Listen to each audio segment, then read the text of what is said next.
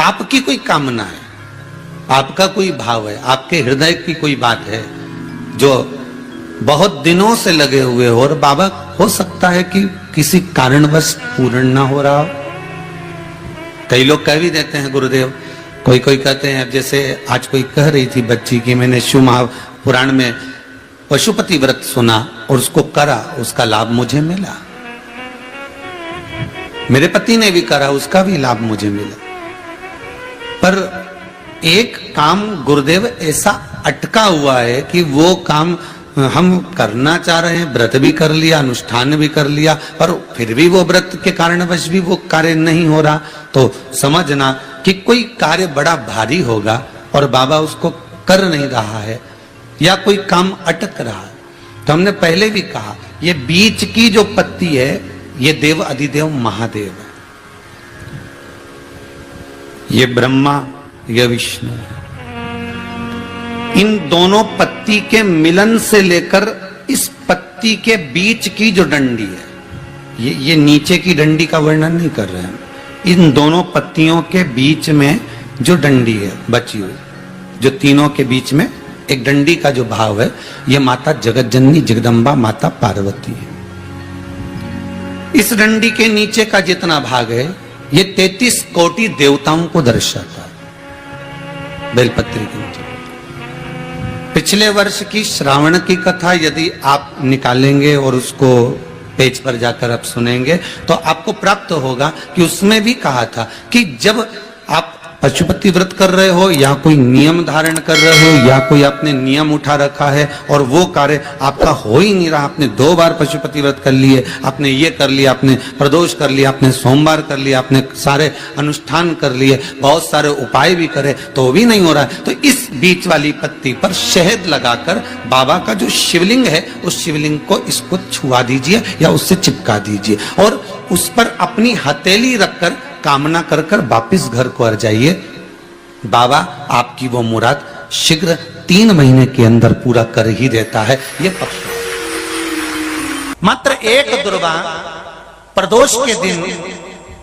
शिवलिंग पर चढ़े हुए जल जहां से नीचे की ओर गिरता है उस जगह पर मात्र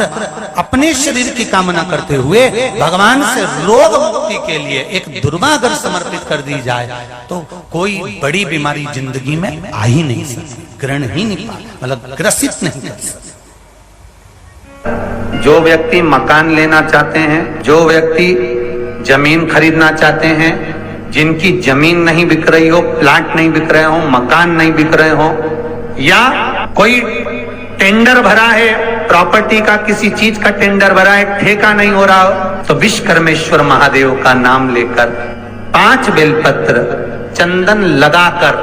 शंकर जी के शिवलिंग पर चंदन लगाकर जो शिवलिंग पर चिपका देता है भगवान शंकर उसकी मनोकामना पूर्ण कर देते हैं। जिनके मकान नहीं उनका मकान, जिनका प्लाट नहीं उनका प्लाट, जिनका कोई काम नहीं वो काम विश्वकर्मेश्वर महादेव पूर्ण कर दे। भगवान शिव का एक नाम हुआ था महाराज, बहुत जल्दी अगर कोई चीज बेचना है, कोई भूमि फंसी पड़ी है, अटकी पड़ी है, बिकी नहीं रहे, या कोई प्लाट या मकान, तो काली तिल उसमें हल्दी मिलाकर विश्वकर्मेश्वर महादेव का नाम लेकर शंकर के शिवलिंग पर चढ़ा दे, किसी भी शिवलिंग पर। विश्वकर्मेश्वर शिवलिंग का व्याख्यान अगर कोई रात्रि में सोने पर कमर में अगर तकलीफ रहती हो, रीढ़ की हड्डी में अगर तकलीफ रहती हो, तो महाराज विश्वकर्मेश्वर महादेव का नाम लेकर 1 लोटा पानी शंकर के शिवलिंग पर चढ़ाएं, 5 बेलपत्र रखकर, 3 शमी पत्र रखकर विश्वकर्मेश्वर महादेव के नाम से शिव जी को चढ़ाकर कटोरे में वो जल झेल लें। उस जल को विश्वकर्मेश्वर का नाम लेकर रात्रि को सोते समय पिएं। रात में कमर में दर्द नहीं होगा, रीढ़ की हड्डी में दर्द नहीं होगा। जल चढ़ाने का भी एक तरीका है और शिव महापुराण की कथा कहती है कि जल जो भगवान शिव को चढ़ाया जाता है उस 3 तरह का जल शंकर को समर्पित होता है। बहुत ध्यान से सुनना आज की कथा। 3 तरह का जल शिव को समर्पित होता है। और वो तीनों तरह के जल का अलग अलग भाव है महाराज। पहला जल सादा,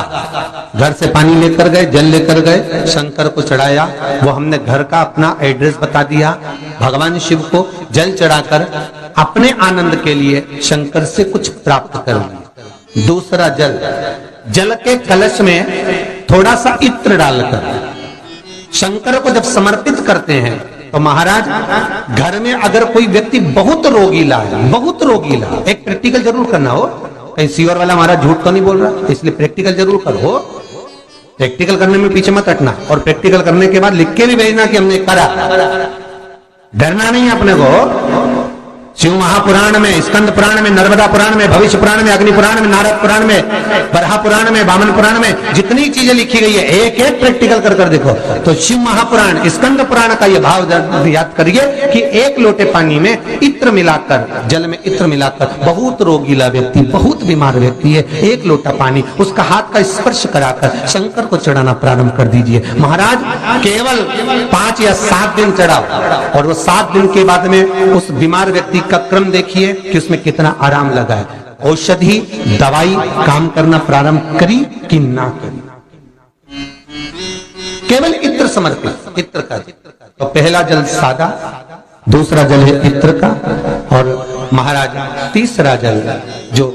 शिव महापुराण के अंतर्गत कहा गया है बेलपत्र का। बेलपत्री के वृक्ष के नीचे बैठकर हाथ में एक बेलपत्र का पत्ता रखकर आप पंचाक्षर मंत्र नमः शिवाय, ओम नमः शिवाय, या श्री शिवाय नमस्तुभ्यम, या महामृत्युंजय मंत्र का स्मरण कर रहे हो, पर डंडी का भाग अपनी ओर, बेलपत्र की बीच वाली पत्ती का भाग बीच वाली उंगली की ओर रखकर अगर आप स्मरण कर रहे हैं और अपनी कामना कर कर बेलपत्री के वृक्ष के नीचे बैठकर उस पत्ते को सम्मुख रखकर बाबा से विनय कर कर एकांत में उस बेलपत्री के वृक्ष की छांव में, बेलपत्री के वृक्ष की छांव आप कामना कर कर उस पत्ते को शंकर भगवान के ऊपर समर्पित कर रहे हैं, तो ये जान कर रखें कि पार्वती और शिव का मिलन करवा रहे हैं और अपनी मनवांछित फल कामना पूर्ण करवा रहे हैं। क्योंकि शिव और पार्वती का जब मिलन होता है, शंकर पार्वती जब एक दूसरे के सम्मुख में होते हैं, शिव और पार्वती जब एक दूसरे के सामने अपने बच्चों के कारण एक दूसरे के सम्मुख में आते हैं, तो उनके चेहरे पर प्रसन्नता का भाव आ जाता है। फल, मनवांछित फल की कामना आप जिस कामना के लिए कर रहे हैं, विवाह के लिए, नौकरी के लिए, सर्विस के लिए, व्यापार के लिए, रोग मुक्ति के लिए, आप जिस कामना से कर रहे हैं, बस उससे कह कभी सोमवार का दिन हो, क्योंकि शंकर जी को सोम प्रिय है, सोमवार का दिन, चंद्र का वार शिव जी को प्रिय है।